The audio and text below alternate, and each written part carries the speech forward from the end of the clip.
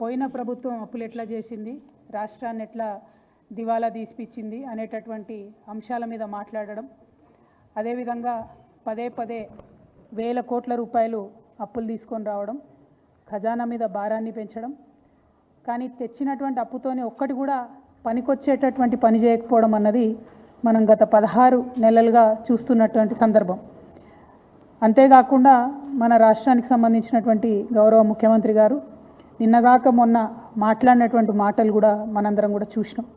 తెలంగాణ ఆత్మగౌరవాన్ని కించపరిచే విధంగా, నేను ఒక రాష్ట్ర ముఖ్యమంత్రిగా ఎక్కడికి పోతున్నా నన్ను చెప్పుల దొంగను చూసినట్టు చూస్తున్నారని అంత నీచమైనటువంటి మాటలు, నిజంగా అట్లాంటి మాటలు చెప్పాలంటే ఇబ్బంది అనిపించినా ఆయన నోటి నుండి అట్లాంటి మాటలు వినడం అన్నది తెలంగాణ ప్రజలకు అవమానం.